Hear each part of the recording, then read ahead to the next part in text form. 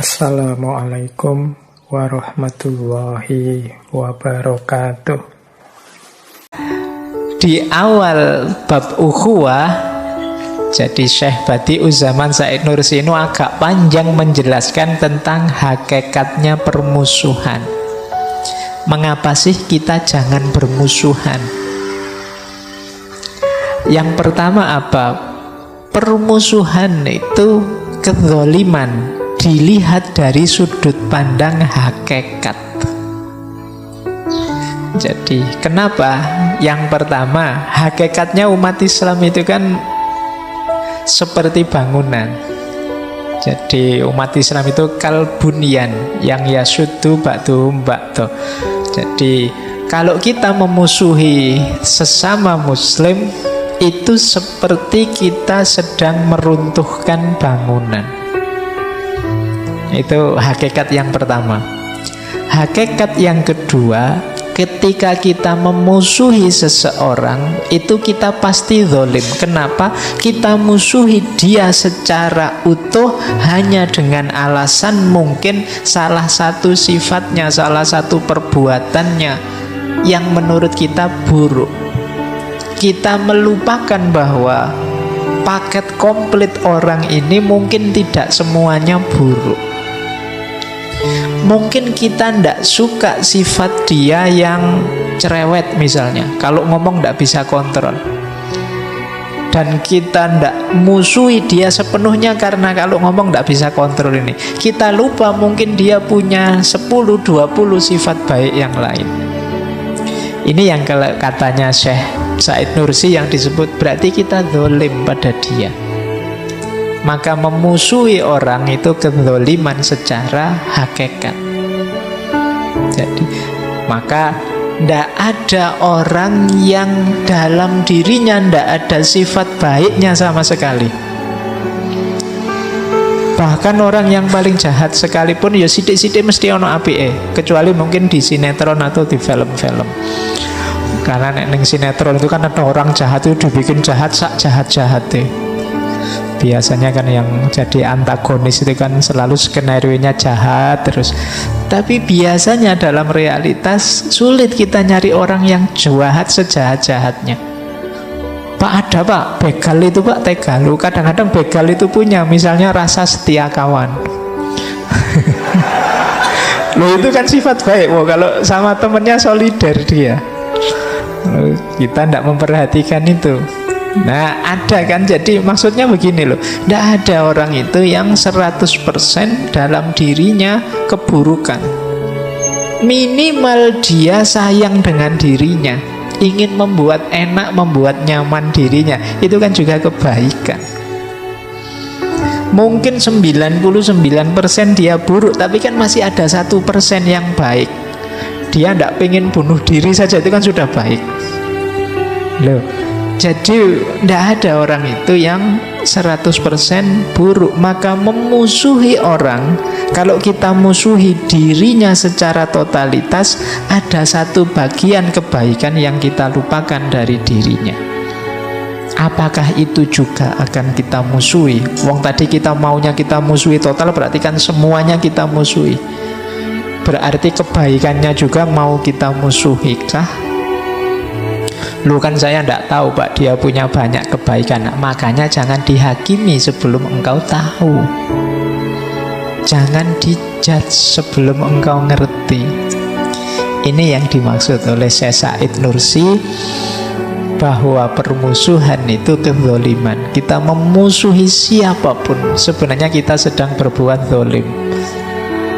Kubu manapun. Saya tidak tahu hari ini kan banyak sekali kubu-kubuan, blok-blokan. Boleh sih kita, saya lebih cocok dengan kubu ini, lebih suka dengan grup ini, tidak masalah. Tapi jangan menjudge, menjatuhkan, apalagi memusuhi yang berbeda. Apalagi kemudian kita klaim pokoknya kalau grup ini salah total, semuanya orang jelek, orang jahat, tidak ada orang baik. Nah kita berarti sedang zalim. Baik, kemarin dulu saya lupa kita pernah ngaji itu bahwa zalim itu termasuk syirik kecil.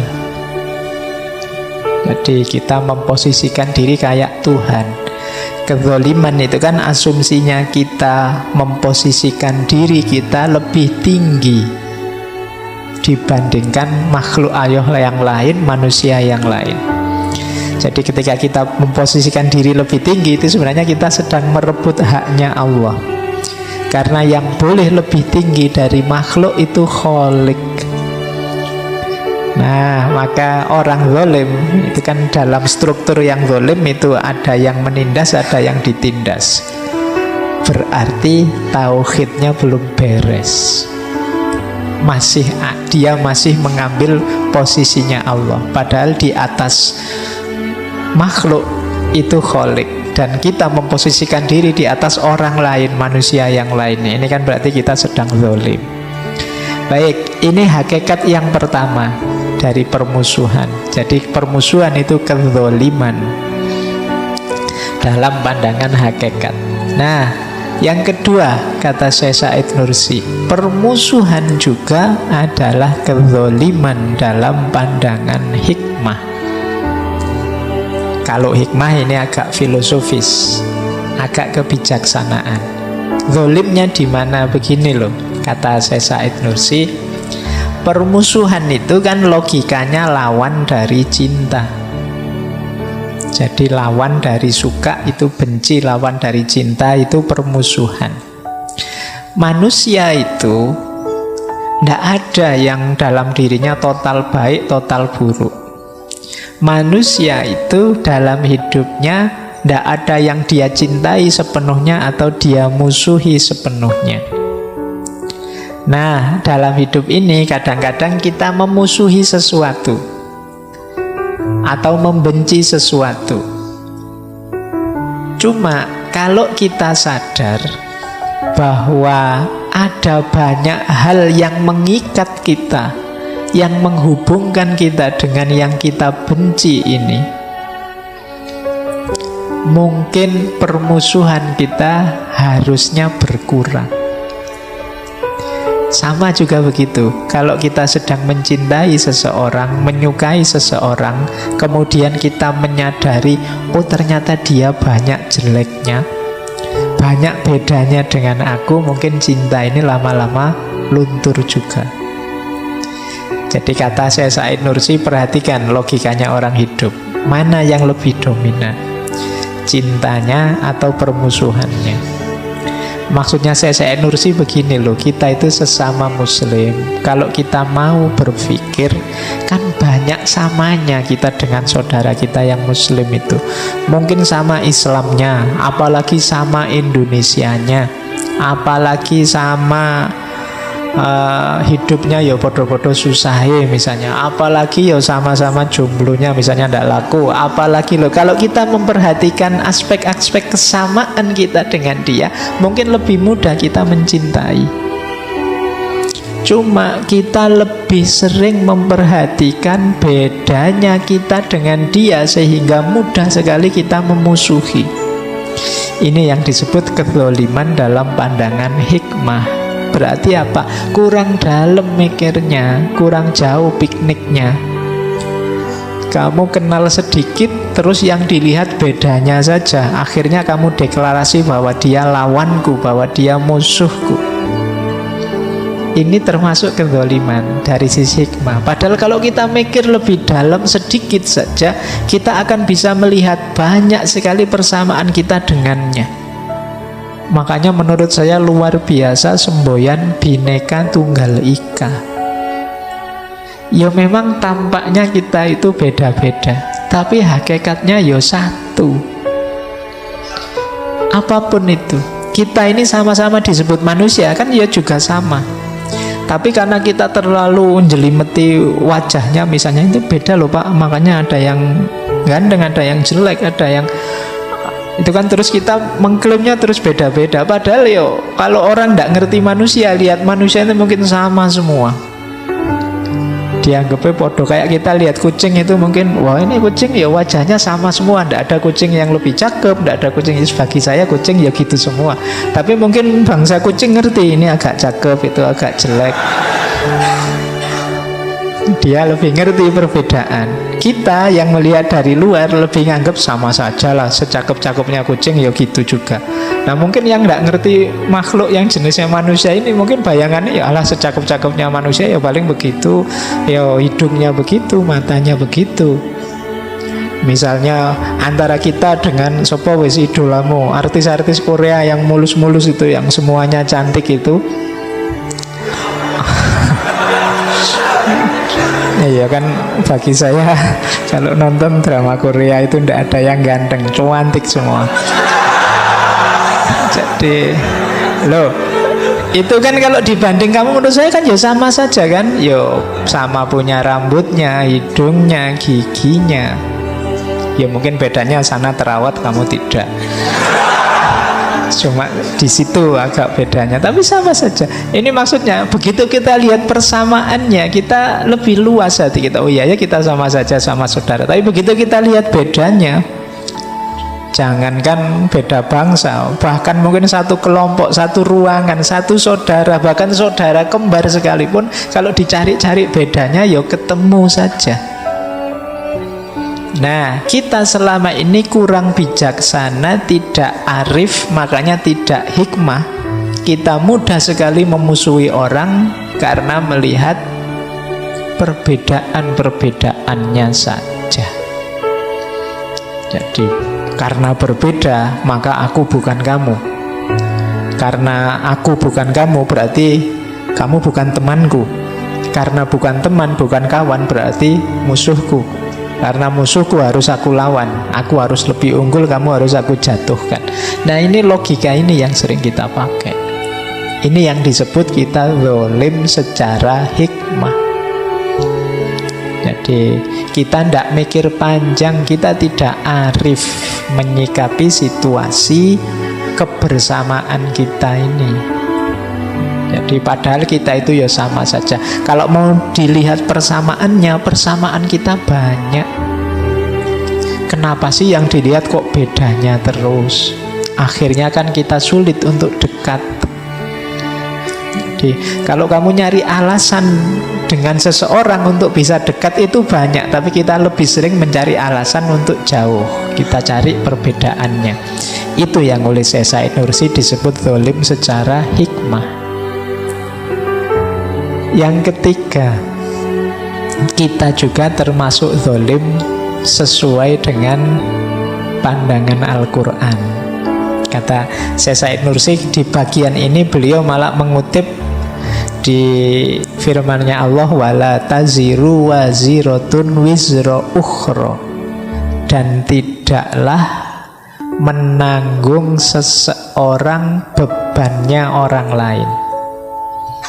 Jadi kita punya beban sendiri, yang orang lain juga punya beban sendiri.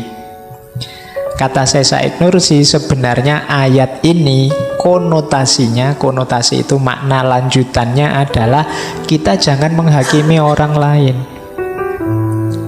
Kita punya dosa, orang lain juga punya dosa, dan masing-masing akan mempertanggungjawabkan dosanya sendiri-sendiri. Jadi sesama penjahat jangan menghakimi, mudahnya begitu. Jadi sesama orang yang berdosa jangan saling menghakimi. Itu diambil dari wala tasirotun wisra ukhra. Kan ruwet itu pengadilan kalau yang tersangkanya terus jadi hakim semua. Jadi kacau. Biarlah yang hakim yang menghakimi. Jadi biar itu urusannya Allah yang maha menghakimi. Kita jangan jadi hakim, kita jangan jadi tersangka, terdakwa, penjahat yang menghakimi penjahat yang lain. Ya mesti saja yang dihakimi juga tidak mau. Nanti dia mesti akan balik nuding kita, kamu juga banyak dosanya. Akhirnya tuding-tudingan. Jadi ini yang disebut, ini juga jenis kezaliman. Kalau kita menjudge, menilai orang lain atas dosa-dosanya, wong kita juga punya banyak dosa. Marilah kita bersama-sama untuk saling mendukung dalam kebaikan. Itu lebih bagus. Gimana sesama penjahat seperti kita ini, yuk kita gimana caranya saling membantu untuk tidak jahat lagi. Saya itu lemah, saya itu banyak salah. Yuk kita bareng-bareng saling mendukung agar mengurangi kesalahan kita, agar tidak zalim. Jadi memusuhi orang, menghakimi orang, kata Syekh Said Nursi, termasuk kezaliman dari perspektifnya ayat ini. Termasuk zalim juga seperti tadi. Jadi di kalimat selanjutnya dijelaskan kebencian dan permusuhan kita pada mukmin yang lain itu termasuk kezaliman yang besar. Karena kadang-kadang kita tidak hanya memusuhi orang ini, tapi juga memusuhi temannya, kelompoknya, saudaranya, keluarganya juga kita musuhi. Kita itu kadang-kadang yang salah satu orang, yang kita salahkan semua circle-nya dia, lingkungannya, tetangganya, anaknya, dan seterusnya. Nah, jadi ini juga termasuk kezaliman. Padahal wala taziru waziratun wizra ukhra, yang dosa ya orang ini, saudaranya yang ini tidak berdosa, wong dia tidak ngapa-ngapain, anaknya juga tidak, ibunya, orang tuanya juga tidak, cuma dia saja. Kalau mau adil ya yang disalahkan dia saja, pas bagian dosanya saja. Jangan dikaitkan dengan keluarganya, kelompoknya, circle-nya, bangsanya, negaranya. Yang salah satu orang yang disalahkan sak negara. Kadang-kadang kan kita gitu di medsos itu kan, oh dasar penduduk plus 62 misalnya. Loh ya wong salah siji nih yang disalahke sak Indonesia. Dasar masyarakat berflower misalnya. Karena itu kan sering Pak. Saya baru ngerti berflower itu kemarin. Oh maksudnya negara berkembang. Iya. Lah ya itu.